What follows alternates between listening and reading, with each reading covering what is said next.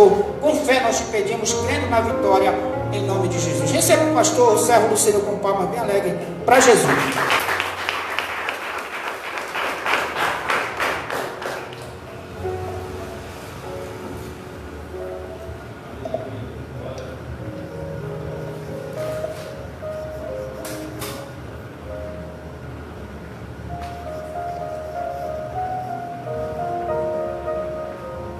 Aleluia. Amém, igreja? Aproveitar que você está de pé, fazer uma oração com você. Senhor Deus, Pai amado, na Tua presença nós estamos. Eu peço a Tua bênção sobre essa hora, sobre a minha vida, sobre a vida dos meus irmãos. Senhor, fale conosco, alimente o nosso coração, em nome de Jesus. Amém. Pode sentar no seu lugar, aplauda o Senhor. Eu estou a mais de 2 metros de qualquer irmão, por isso eu vou tirar minha máscara aqui. Seria pouco. Eu, depois de muito pensar, muito orar, muito meditar, preferi deixar para vocês hoje 4 recomendações da minha parte.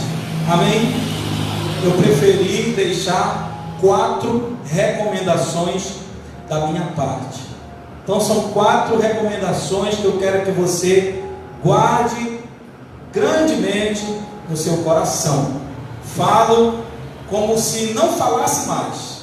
Não que eu não irei mais falar, mas aproveito como se fosse minha última hora de falar qualquer palavra para vocês. Se eu tivesse, inclusive, que ministrar uma última mensagem, possivelmente eu traria essas 4 recomendações. Por quê? Porque elas falam, de certa forma, de mim, e que ela sirva, e que eu sirva, nesse momento, de um exemplo para a tua vida, para a tua caminhada com Deus. Amém? Quero já agradecer pela palavra dos irmãos e todos que vieram aqui à frente, que expressaram seus sentimentos. Eu quero agradecer também a presença dos visitantes que estão aqui essa noite. Quero agradecer aos irmãos que vieram para prestigiar esta consagração da nossa evangelista Marisa, a posse dela na igreja, como também essa minha despedida. Então são 4 recomendações, e a primeira recomendação é, grave bem, nunca, eu disse a palavra nunca, nunca se firmem, se apoiem em si próprios. Eu quero que você abra a palavra em 2 aos Coríntios, por favor. 2ª carta do apóstolo Paulo aos Coríntios, no capítulo de número 4 e no versículo de número 7. 2ª carta do apóstolo Paulo aos Coríntios, no capítulo de número 4 e no versículo de número 7. O apóstolo Paulo diz as seguintes palavras: trazemos, porém, este tesouro em vasos de argila, para que esse incomparável poder seja de Deus e não de nós. Eu vou ler de novo. Trazemos, porém, este tesouro em vasos de argila, para que esse incomparável poder seja de Deus e não de nós. Glória a Deus, louvado seja o Senhor. Não se meçam pela sua capacidade. Se eu tivesse que medir a minha confiança devido à minha capacidade, meus amados irmãos, eu não teria chegado até aqui. Eu comentei que o trabalho de lançar os fundamentos, o trabalho de plantar uma vinha, é um trabalho árduo. Ele exige um serviço grande, forçoso, e muitas vezes esse serviço, esse trabalho, ele faz com que a gente perca muitas oportunidades, que a gente perca, às vezes, algum tipo de de brilho na obra, quando nós estamos preocupados em pregar o Evangelho de Jesus Cristo de forma clara, simples, objetiva, crendo que a palavra de Deus, somente ela em si mesma, é poderosa e eficaz para libertar os oprimidos e os cativos. É doloroso e é sofrido ter que muitas vezes ter que se driblar ao longo do tempo, ter que se desviar de movimentos, de doutrinas, de comportamentos que às vezes a igreja assume, às vezes a igreja não é essa, a igreja de Cristo em si, às vezes toma para si, como se aquilo fosse um mandamento do Senhor, e assume missões que o Senhor Jesus não lhes deu. E sempre que se olha uma igreja evangélica, às vezes as pessoas tendem a fazer essa comparação, ou tirar a média de uma pela outra. Ora, se determinado lugar faz determinada coisa, por que aqui não se faz? Se em determinado lugar se trabalha de determinada forma, para que aumente o número de pessoas, por que aqui não se faz assim? E sempre, quando eu tive que optar pela melhor atitude, a melhor escolha, a melhor doutrina, o melhor ensinamento, eu optei pelo caminho mais árduo, pelo mais difícil, onde a fossa era mais funda, onde o buraco era mais embaixo, onde as pedras eram mais rochosas, onde precisasse de nivelar mais um pouco, onde fosse necessário pregar o Evangelho mais claro ainda, mais simples ainda, mais objetivo ainda, mais evangélico possível. E essas são as bases e os fundamentos. E enfrentar tudo isso, e lançar essas bases, e enfrentar toda essa forma que a igreja tem caminhado, não é fácil. Se eu fosse me medir a minha capacidade, eu não chegaria até aqui. Eu não estaria hoje viajando, deixando um corpo de obreiros. Eu não conseguiria chegar até esse momento, porque eu mesmo, de mim mesmo, nunca tive essa capacidade. Eu constantemente, em 10 anos desse ministério aqui, constantemente eu estive aos pés do Senhor, clamando pela sua misericórdia sobre a minha vida. Não estou dizendo uma vez ou outra, eu não estou falando de um semestre ou outro semestre, eu estou falando constantemente. Eu estive aos pés do Senhor, clamando pela sua misericórdia sobre a minha vida, porque não é que eu me sentisse, porque eu sabia que eu era incapaz, em todas as áreas que você pudesse sugerir, e que você puder imaginar, eu sabia que eu era incapaz, mas de toda forma, eu sabia da verdade desta palavra que está escrito aqui. O tesouro que é a presença do Espírito, que é a verdade do Evangelho, que está sobre a minha vida, esse tesouro é precioso, mas esse vaso, ele é de argila, esse vaso, ele é de barro, essa pessoa, ela é incapaz, mas nunca se meça pela sua incapacidade. Você deve lembrar do livro de Ruth, da Noemi, que desceu até Moabe com a sua família, para lá peregrinar e comer, no período em que em Belém de Judá havia fome. As escrituras dizem que depois de um período morreu o esposo dela, morreu os 2 filhos dela, e ela então ouviu dizer que em Belém de Judá já estava tendo pão, e a fome já estava passando, e ela então retornou para Belém de Judá, com uma nora só, chamada Ruth. E quando ela foi entrando em Belém de Judá, os seus irmãos, seus conterrâneos, diziam: não é esta Noemi? Lá vem Noemi. E ela responde: não me chamem de Noemi, chamai-me de Mara. E ela disse essas palavras porque Noemi significa minha agraciada, ou aquela que é agradável, aquela que é agraciada, que recebe graças de Deus, que é favorecida diante do Senhor. E Mara é aquela que está carregando uma amargura, é aquela que está amargada de sofrimento. Então ela disse: não me chamem de agraciada, eu não tenho o direito de ser chamado de uma mulher favorecida, de uma mulher agraciada. Minha vida é uma coleção de desgraças. Eu tinha uma ótima família, estava casada com um ótimo esposo, tinha filhos ótimos do meu lado. Nós decidimos de forma errada peregrinar em Moabe, nós decidimos de forma precipitada ir comer em Moabe. Lá morreu meu esposo, lá morreu meus filhos, e agora eu regresso como uma mendiga. Não tenho mais as minhas terras porque meu esposo morreu. Eu necessito que alguém pague o resgate das posses que eu tinha aqui. Não me chamem assim, me chamem de Mara. Eu estou amargurada, eu estou incapacitada, eu estou altamente abatida.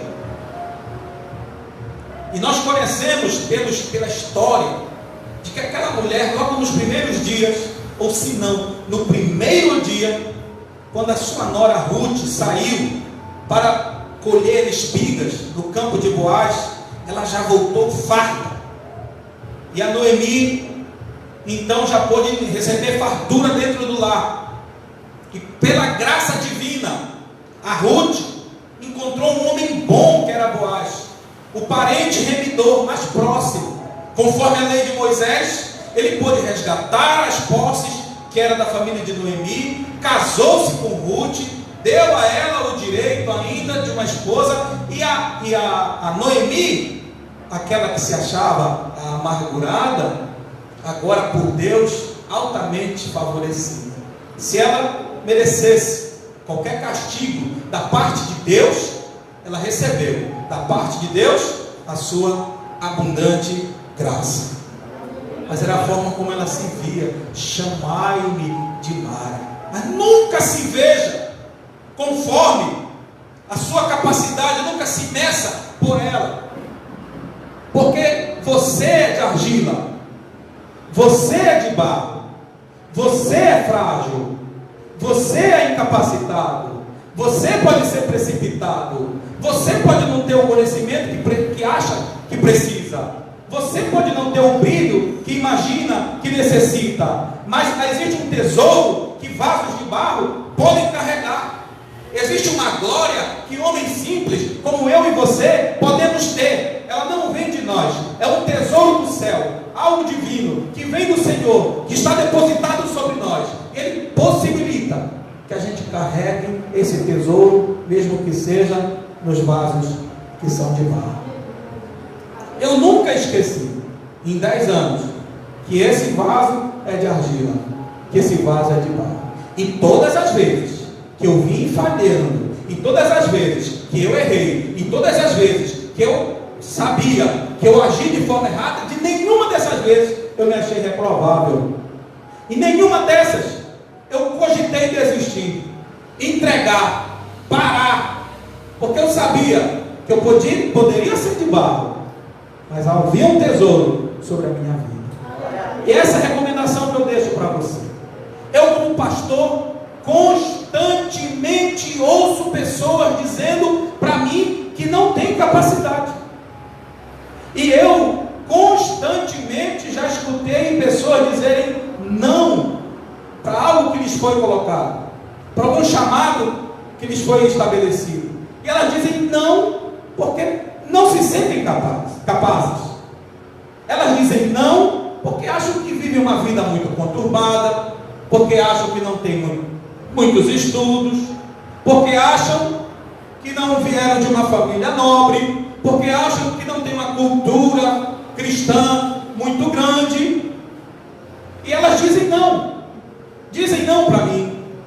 E a gente cansa de dizer: não importa a forma como tu te vê, não importa a forma como tu te enxerga, existe um tesouro que está dentro de vasos de argila, de pessoas que falham, de pessoas que erram. E é este tesouro que é importante. Não é o vaso que é importante, é o tesouro que está depositado sobre esse vaso. É aquilo que está dentro daquela pessoa, é a glória de Deus que está sobre alguém. E essa recomendação eu deixo para você, meu irmão. Você que vai ficar aqui, obreiros, diáconos, presbíteros, vocês que vão ficar aqui, irmãos da igreja, não carreguem sobre vocês uma imagem que só pode vir do diabo. A palavra do Senhor diz que Ele é o nosso acusador. Ele nos acusa dia e noite diante de Deus. E muitas vezes a influência dessa acusação aflige a nossa consciência. E a nossa própria consciência nos acusa também das nossas incapacidades, dos nossos maus pensamentos, dos nossos maus sentimentos, das nossas atitudes precipitadas, das palavras que saíram da nossa boca. E elas nos acusam, nos oprimem, e as pessoas têm uma imagem de si mesmas, umas imagens que são fajutas. Fajutas. É posto sobre nós os atos santos do nosso Senhor Jesus Cristo. A palavra do Senhor diz que assim como por um, que foi Adão, a morte reinou sobre todos os homens, assim também por um, que foi Jesus Cristo, a vida reinou sobre todos os homens. A palavra diz que por um ato falho, um ato pecaminoso, o pecado reinou sobre todo mundo. Mas também diz que por um só ato de justiça, então, a vida e a santidade reinou sobre todos os homens. É depositado sobre nós a santidade do nosso Senhor Jesus Cristo, de modo que aquele que está em Cristo, quando o Pai o olha, ele não o vê, mas vê o seu Filho Jesus. De modo que quando o Pai o contempla em oração, na missão, no trabalho da igreja, na vida cristã, ele não está vendo o Fábio, vaso de argila, falho, corruptível. Ele está vendo o seu Filho Jesus Cristo. Porque um dia eu recorri ao meu Senhor, eu apressado fugi, e em Jesus me escondi, encontrei abrigo nele, abrigo seguro. E quando Deus olha para mim, Ele não me vê, mas Ele vê a imagem do seu Filho Jesus. Eu estou confiado no Senhor, segurei nas mãos dele quando eu me entreguei para Ele, e eu não pretendo abandoná-lo, Ele não pretende soltar da minha mão, eu não confio em nenhuma das minhas atitudes, não acho que tenho qualquer capacidade, mas eu confio plenamente no meu Senhor. Se existe qualquer virtude naquilo que eu faça, é que eu confio demais que o meu Senhor é capaz de fazer por mim aquilo que eu não sou capaz. Isso é um problema sério, porque de um lado não pode haver orgulho no homem, ele não pode se orgulhar, ele não pode dizer eu sou capaz, eu vou fazer, está em mim o poder de fazer. E as Escrituras dizem que o homem não pode se estribar no seu próprio entendimento, que compete a Deus o querer e o fazer. Mas de outra forma, o discípulo de Jesus não pode andar com essa mancha de culpa o tempo inteiro sobre ele, com esse sentimento de incapacidade gigantesca, essa natureza pecaminosa que impede o homem de fazer as coisas para Deus, de cumprir os propósitos do Senhor, de realizar a chamada de Deus, porque ele se sente frágil, fraco e pecador. Não pode. Ele tem que andar com confiança, não nele mesmo, mas no Senhor Jesus Cristo. Eu digo a você, você que pode se achar hoje o mais fraco desta congregação, o mais pecador dessa congregação, você pode se achar o que menos ora, o que menos lê a palavra, o que menos se entrega ao Senhor. Se você entregar a Ele agora todos os seus temores, todas as suas ansiedades, se você entregar a Ele todas as suas tentações, se você depositar sobre Ele todas as suas falhas em sinceridade, e se você disser para Ele: Senhor, eu confio em Ti, age por mim, age em mim, age no meu intermédio, eu quero ser luz nessa terra, me faz um homem santo, uma mulher santa, um homem de oração, uma mulher de oração, consagra minhas palavras, consagra meus olhos, consagra minha mente, consagra meu coração, me converte a Ti, me molda, me capacita, meu amado irmão, Ele vai estar contigo sempre, aonde tu fores, aonde tu estiveres, o Senhor estará do teu lado. Aleluia. Então não esqueça, nunca se firmem em si mesmos, Eu ouvi alguns, nessas minhas andanças, eu ouvi alguns dizerem: pastor, o senhor vai e agora eu estou com medo. Será que eu vou saber como que faz? Será que eu vou saber como é que age? Não confie em si mesmo. Eu não vim dizer para você: confia em si mesmo, você tem muita capacidade, faça e aconteça. Mas eu vim dizer: confie em Cristo para fazer e acontecer. Confie nele, vá em frente sempre e sempre acredite que ele está ao seu lado. Em segundo lugar, meus amados, nunca ignorem um chamamento, um chamado. Eu quero que você leia comigo Efésios capítulo 5, versículo 18. Efésios capítulo 5, versículo 18.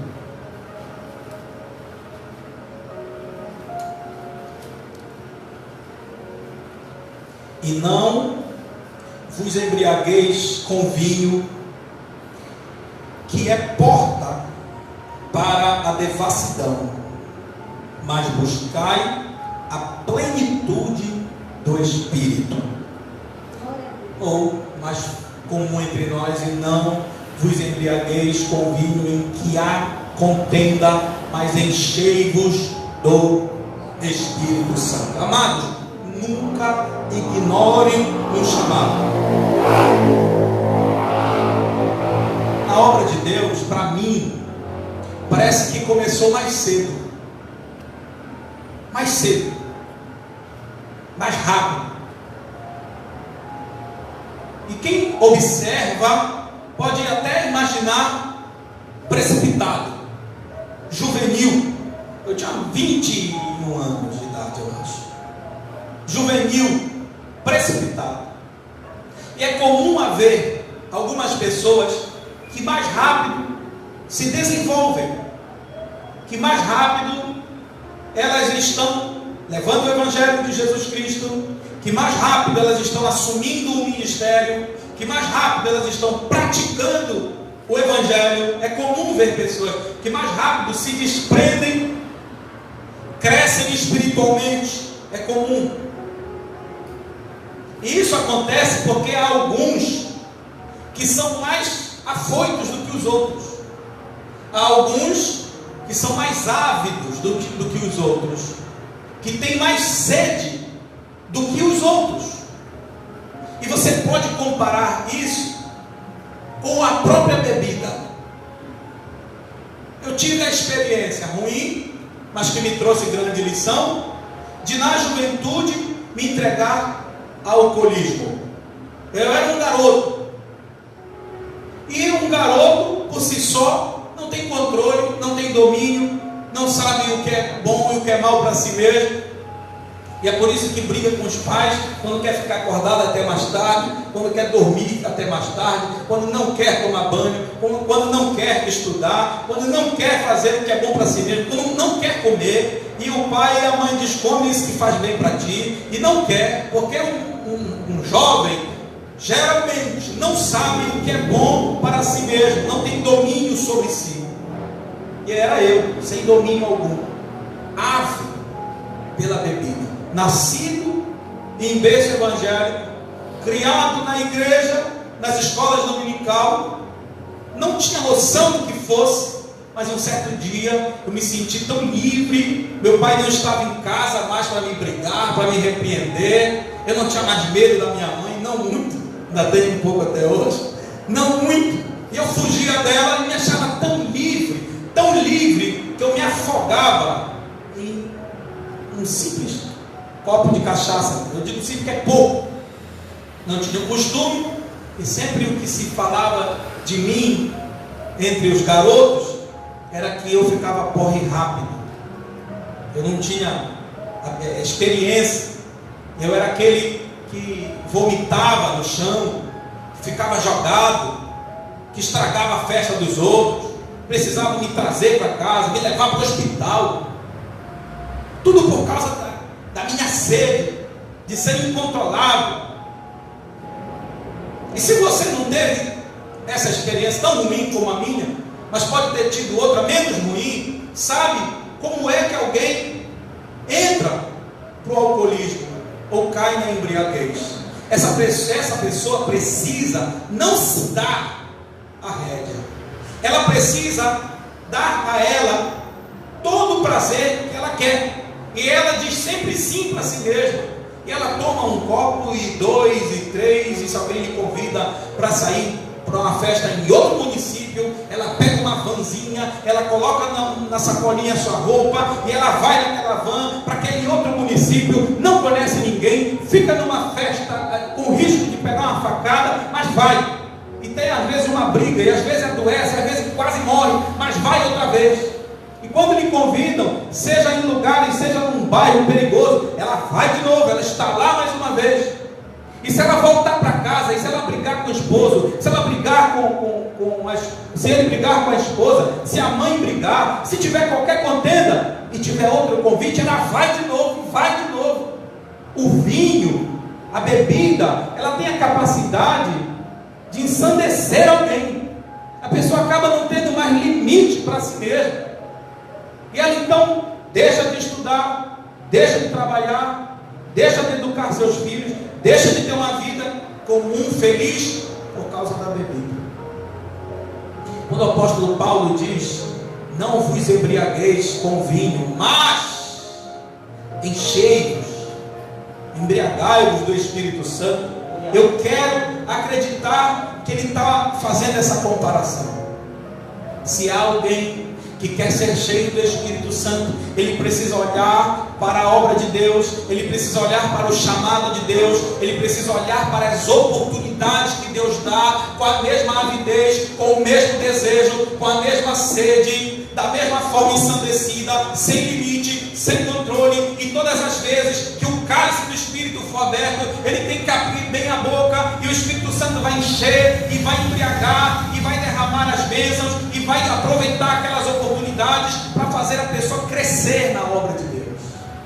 E se você quer, se esse é o seu desejo, não despreze um chamado, porque todas as vezes que você diz sim para as oportunidades que lhe são abertas, todas as vezes que você aceita as oportunidades que lhe são abertas, seja nesta igreja, seja visitando alguém, seja quando alguém está enfermo, seja quando alguém precisa de um conselho, você sabe qual é, você sabe onde está escrito, e você se permite, e você diz sim para essas oportunidades, você está se enchendo do Espírito Santo.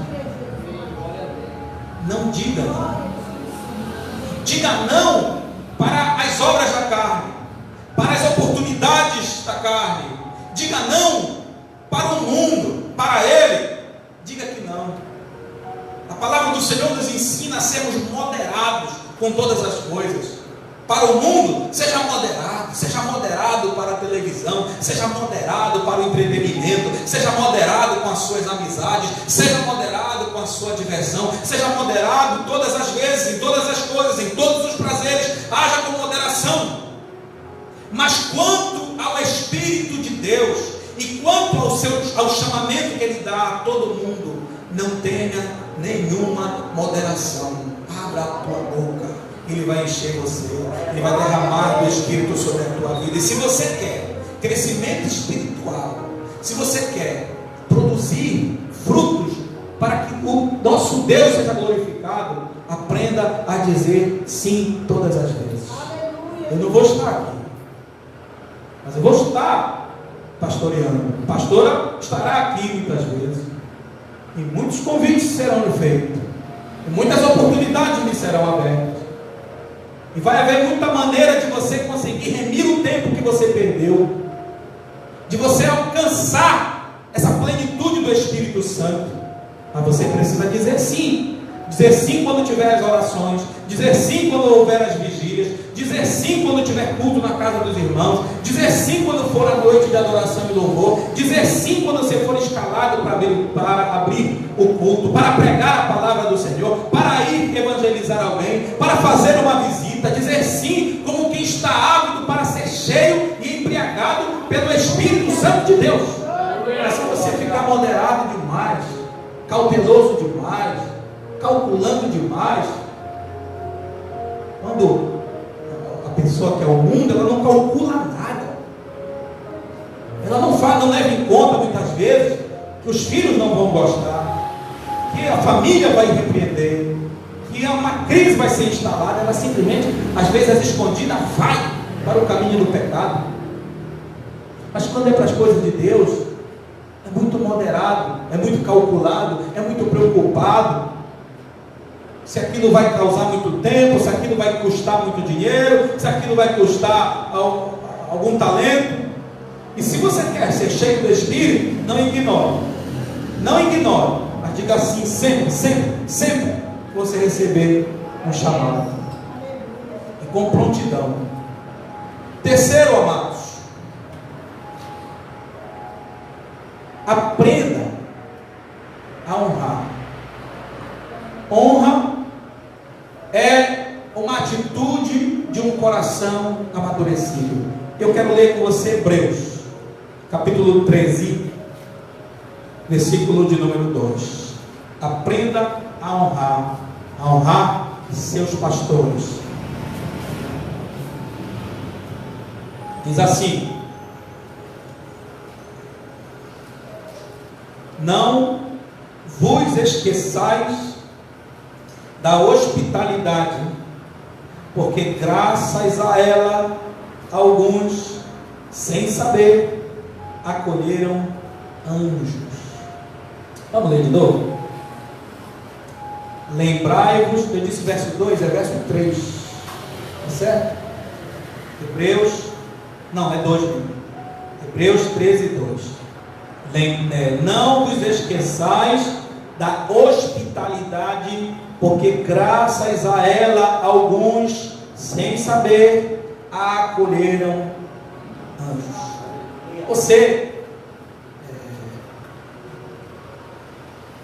Você deve conhecer, ou você deve ser esse tipo de pessoa que gosta de receber visitas, ou mesmo não gostando, quando recebe, sabe ser hospitaleiro, sabe levar para a mesa, sabe oferecer um bom café, sabe acomodar a pessoa, fazê-la se sentir bem. Quem sabe algum parente seu de viagem, que está por esta cidade, não tem paradeiro, e a sua casa você abriu à disposição, mesmo sabendo que vai causar constrangimentos, cansaços, contratempos, mas você, hospitaleiro, recebeu essa pessoa. Mas aqui está dizendo de uma hospitalidade a desconhecidos. Essa não é natural para nós, pelo menos não para a nossa cultura. Abrigar desconhecidos, essa é impressionante. Você faria isso? Alguém passasse na sua casa, batesse na porta e dissesse para você: eu não tenho aonde dormir, eu posso dormir aqui? Você acolheria essa pessoa? Receberia ela no seu lar? Isso não é comum para nós. Eu tenho certeza que não. E se você dissesse para mim: pastor, bateu um homem aqui em casa agora, ele é meio estranho, não conheço ele, o que eu faço? Eu ia ser o primeiro a dizer: minha irmã, não faça isso não. Isso não é certo fazer. Olha pelos seus filhos, pela sua família, pelas suas coisas. Procura um lugar, paga algum lugar para essa pessoa dormir, mas não na sua casa. Não é normal isso entre nós? Mas ele está dizendo aqui, ó: não vos esqueçais da hospitalidade, porque alguns, sem saber quem eram desconhecidos, mas acabaram acolhendo anjos. Para todos nós, um dia, nós éramos totalmente desconhecidos. Eu era desconhecido de você, e você me recebeu na sua casa como se nós nos conhecêssemos. E de vez em quando existem pessoas que me fazem perguntas, que me contam sua vida, que me pedem palpite, como se fôssemos tão conhecidos, mesmo a gente sendo estranho. Mas por que isso? Porque você sabe como é, o discípulo de Cristo sabe como é, muitas vezes, você olhar para uma pessoa estranha, mas ela ser acolhida por você como sendo seu irmão. O seu irmão começa a ter um laço de intimidade muito grande. E o crente, ele passa a ser, nessas horas, privilegiado quando ele acolhe alguém, quando ele recebe uma pessoa, quando ele a trata bem, mesmo não sabendo quem ela é, mas porque ele está achando que ela é de Deus. Ele tem o privilégio porque muitas vezes ele recebeu um anjo, muitas vezes acolheu um anjo de Deus. E eu muitas vezes fui na sua casa, tomei café com você, sentei no seu sofá, e você podia não saber, mas eu estava lá como um anjo na sua mesa. E é importante a hospitalidade. Já imaginou se você tivesse me enxotado de lá? Quando eu fui na casa do diácono Valdemir, a pastora Cátia disse assim: olha, ele é brabo. Ele é brabo. E a nossa irmã Socorro, também meio preocupada, eu disse: eu vou lá. Olha como era de Deus, porque o próprio irmão disse: eu não vou naquela igreja que depois vão bater aqui em casa. Ele estava certo. E certo dia eu fui lá. E o homem brabo estava lá no pátio da casa dele, embriagado. Você já imaginou? Um homem brabo, quando está embriagado, é mais brabo ainda, não é? Mas eu fui lá. E eu fui, e ele me deu, foi uma gravata. Mas foi de abraço. Ele não me conhecia, não. Me deu um abraço, andou comigo. Você sabe que ele tem uma ginga, na beira da ponte. E disse assim para mim: olha, continua orando comigo, não para de orar não. E eu vou ser um crente, eu vou aceitar Jesus. E falou várias palavras lá. De vez em quando eu estou ouvindo o seu programa, e não sei o quê. E continua pregando, a minha família, olha, os meus filhos, a minha esposa, gosta de ir lá na sua igreja. O homem bravo, naquele dia, ainda que embriagado, foi tão hospitaleiro, que acolheu foi um anjo. É importante a honra, porque no meio do processo pastoral, muitas vezes, a gente mesmo sendo ser humano, homem, falho, fraco, a gente tem que se virar num anjo muitas vezes, em oração. Honrar é saber que você tem um anjo. Seu pastor é um anjo. Quem ficar aqui é um anjo de Deus na tua vida. Certo dia eu estava na casa do presbítero Carlos, e eu disse uma palavra para ele, e ele disse assim para mim: mas pastor, o Espírito Santo te mandou agora dizer isso? O senhor veio de lá para dizer isso? Eu disse assim para ele: presbítero, eu sempre estou em missão. Eu vim aqui pelo Espírito Santo. Aleluia. Aí, é mesmo? O senhor não entendeu o que eu quero dizer? Eu não estou dizendo que o Espírito Santo vai lá e fala, mas eu estou aqui em missão. Eu só estou aqui por causa da missão, pelo Espírito Santo. E ele sabia que era de Deus. Amém? Você recebe anjo na sua casa. E é tão bom. O homem brabo que eu citei na minha história, quando ele se converteu e passava de manhã na frente de casa, a gente deixava pendurado numa sacola pão, queijo, presunto, leite, tapioca. Você já viu o Gideão preocupado com o anjo? Quando o anjo visitou ele: não, espera um pouco, eu vou fazer um bolo aqui para ti. Eu tenho que te dar alguma coisa. A forma de recepcionar o anjo, ele trouxe numa panela, mas aquele anjo não era um anjo comum, farrapo como os daqui, não. Era o anjo do Senhor. E ele disse: coloca numa pedra. Jogou a comida numa penha no altar, onde ele recebe o incenso e a adoração, porque era o próprio anjo do Senhor que estava ali. Aleluia. Mas isso me marca muito. Me marca muito por esse processo que eu estou dizendo. De que pela hospitalidade as pessoas não imaginam que elas estão acolhendo um anjo do Senhor. Aleluia. Glória a Deus. Eu quero que você abra a palavra do Senhor do Evangelho de João, no capítulo 13, no versículo 20.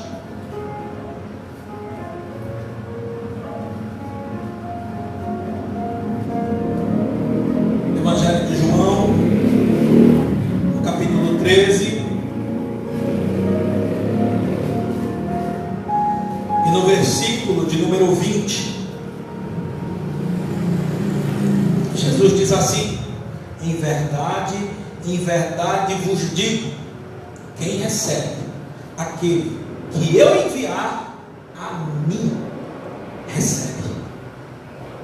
Se você está preocupado em me honrar, se você está preocupado em, eu quero honrar o pastor Fábio, por todos os anos, por toda a dedicação, por todo o trabalho, por ter, como o diácono falou aqui, eu orei no dia que ele aceitou o Senhor, batizei ele nas águas, foi no meu ministério que ele recebeu a unção do Espírito Santo, batizado do Espírito Santo, o consagrei ao ministério, quero estar aqui para poder casar, quero consagrar ele mais ainda. E talvez com a maioria foi o mesmo processo. De algumas casas eu batizei todos daquele lado. E se você está pensando em como é que vai fazer para me honrar, mas eu não vou estar aqui. Olha o que diz a palavra: quem recebe aquele que eu enviar, a mim recebe. Se você honrar quem eu deixar aqui, você está me honrando. Se você desonrar quem eu deixar aqui, você vai estar me desonrando. Se você honrar, obedecer, se você entender o processo, como a missionária Rosilene falou, pensei por mim, fiquei triste, mas depois eu pensei pelos pastores.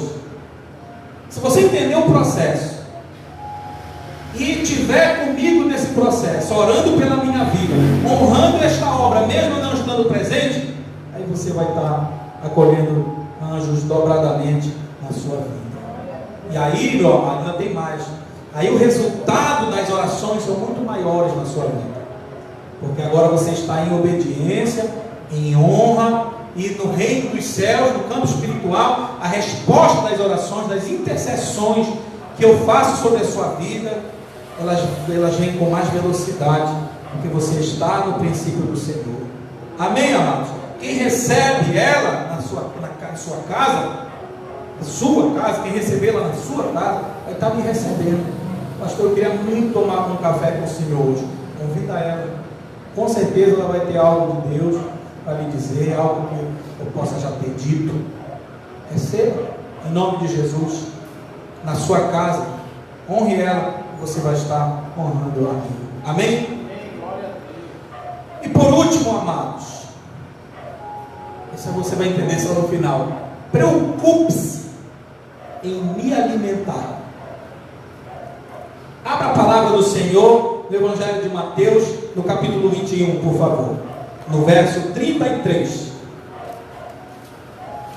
Mateus, capítulo 21, versículo 33. Preocupe-se em me alimentar. Esta palavra o Senhor me deu há quase 10 anos atrás. Escutai outra parábola. Quando eu cogitei deixar o ministério, não por abandono, mas eu queria abrir outra congregação, e o Senhor me disse assim: havia um proprietário que plantou uma vinha, cercou-a com uma sebe, é uma cerca viva de arbustos, abriu nela um lagar, que é onde pisa as uvas para fazer o vinho, e construiu uma torre, que é onde fica o vigilante. Depois disso, arrendou-a a vinhateiros e partiu para o estrangeiro. E o Senhor me deu essa palavra nesse dia, e Ele me mostrou que a igreja que eu estava pastoreando, ela era essa vinha que esse homem plantou, e que essa cerca de proteção, essa sebe, essa cerca viva que estava ao redor da igreja, era as doutrinas, era as vezes que eu não me associava com alguém, que eu não entrava no mesmo ritmo que outros, era para proteger o rebanho, a igreja, das falsas doutrinas, dos maus comportamentos, dos lobos devoradores, das raposinhas que entram pela vinha e destroem todas as coisas, e das vezes que eu disciplinei algum obreiro, e das vezes que eu repreendi alguém, foi sempre construindo essa cerca para proteger o rebanho. E ele me mostrou a necessidade disso, de fazer assim, porque senão, com certeza, seríamos saqueados. E depois eu construí o lagar. Quando foi o lagar? Foi quando eu instituí os obreiros. Foi quando eu consagrei os primeiros obreiros. Na palavra, os obreiros. Quando eu formei o diaconato, o presbitério. É o lagar, é onde produz. É onde pisa a uva, onde pega do fruto para produzir o vinho. É onde produz. Então eu edifiquei a torre. É esse lugar onde fica o vigilante. É quando eu preparei a pessoa que vai ficar no meu lugar. E aí o Senhor me disse isso há quase 10 anos atrás. Se você não tiver tudo isso aqui, tu não tem como arrendar e ir para o estrangeiro. Eu entendi essa palavra. Mas amados, por que eu digo que você tem que se preocupar em me alimentar? Eu quero que você abra a Bíblia em 1 Coríntios, capítulo 9. 1 Coríntios, capítulo 9, verso 7. E acompanhe as palavras do apóstolo Paulo. Ela diz assim, capítulo 9, verso 7, na segunda parte: quem planta uma vinha e não come do seu fruto? Ele está dizendo aqui: existe alguém que plante uma vinha, se não for para beber do seu vinho? Pode existir? Pode existir alguém que apacenta um rebanho e não se alimenta do leite do rebanho? Ele está falando. Pode existir alguém que tenha plantado uma vinha, se não for para comer do fruto? Preocupe-se, de certa forma. Por quê, pastor? Porque você, de certa maneira, é a vinha que eu plantei. Você é a vinha que eu plantei, que eu protegi, que eu fiz o lagar, que eu construí a torre. Mas pastor, como é que eu vou me preocupar em alimentar? Só vai passar necessidade para fora? Não. Todas as vezes que você não se preocupa em frutificar, todas as vezes que você diz para mim, você como obreiro principalmente, diz para mim, não, que você não faz o que eu peço, que você não gera o fruto que eu espero, ou que você não dá o resultado que eu quis, todas as vezes você está me negando o meu pagamento. Eu plantei você para colher do fruto. Você está entendendo onde eu quero chegar? Toda vez que você não gera o fruto, você está negando a mim que plantei você. E eu quero poder voltar aqui, seja quantos anos forem, 1 ano, 2 anos, 3 anos, tá bom, né? Eu quero poder voltar aqui, eu quero olhar para você e ver quantos frutos. Glória a Deus. Meu Deus, que quantidade de frutos são esses dessa vida. Eu não quero vir e ter que lidar com os seus mesmos problemas, com as mesmas frustrações da sua vida. Não. Tem alguns que com toda certeza já passaram da hora de me dar frutos, de já não me darem problemas e me darem frutos, resultados, colheitas. Esse é você. Esse é você. O irmão chegou aí, eu lembrei da pregação dele, viu, Diácono Luiz? Da pregação dele aqui nos 21 dias de oração. Quem lembrou? Eu lembro. A pastora brinca comigo que eu lembro muito das coisas. Eu lembro. O senhor lembra, amado? Lembra, né? Da figueira estéril. Por mais 1 ano. Cava ela, coloca esterco no pé, vê se ela dá fruto.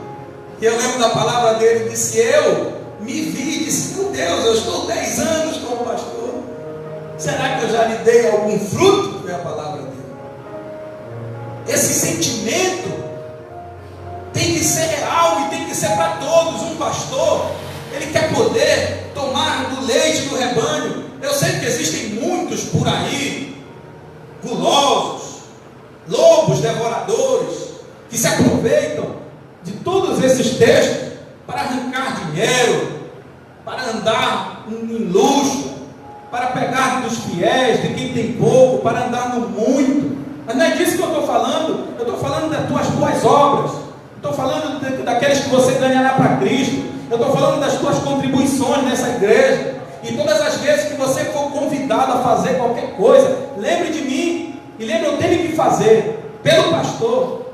Eu devo isso a ele. Eu devo gerar esse fruto. Eu devo produzir esse trabalho. Eu devo fazer. Porque ele plantou isso em mim. E todas as vezes que eu fui na tua casa, e todas as vezes que eu te dei algum conselho, e todas as vezes que eu estendi a mão, e todas as vezes que eu te acudi, e todas as vezes que eu orei por você, e todas as coisas que eu pude fazer, eu falo sem nenhum medo. Eu quero receber o troco de tudo isso. Eu quero colher de tudo isso. Não quero colher seu dinheiro, eu quero colher o fruto. Eu quero que você produza para a santificação na sua vida. Eu quero voltar e ver você cheio do Espírito Santo. Eu quero voltar e ver você plantado nesse lugar, trabalhando nesta obra. Quero ficar surpreso quando eu chegar aqui. Amém? De olhar e dizer: meu Deus, olha o que aconteceu com o Maílson. Olha o crescimento espiritual do Francilei. Quero poder dizer: mas que maravilha tudo isso. E me alimentar, e me satisfazer espiritualmente, porque não tem ninguém que plante uma vinha se não for para beber do seu fruto. E todas as vezes que eu te ensinei, qualquer que fosse a palavra, eu te ensinei esperando que isso gerasse algum resultado. Amém, amados? E são essas as 4 recomendações. Como eu disse, eu queria poder não falar. Tudo que eu falar não é suficiente. Com certeza ainda tem muito mais. Eu já estou, acho que há mais de 1 hora. E tudo que eu falar não é suficiente. Eu quero aproveitar, agradecer a todos nesse período que eu estive presente, aqueles que me receberam, como eu disse, que acolheram anjos, a todos que também oram por mim, a todos que se esforçaram muitas vezes para me ajudar nas minhas horas de fraqueza, de aflição, de fragilidade. Eu agradeço a você, peço a você perdão por todas as minhas falhas que eu possa ter cometido. Nenhuma delas foi por falta de amor por você. Existe uma frase conhecida, né? Diz que quando uma mãe erra, ainda erra querendo acertar. E muitas vezes eu errei querendo acertar com você, para você e por você. Amém, amados? Que o Senhor nos abençoe. Dá uma linda salva de palmas para Jesus.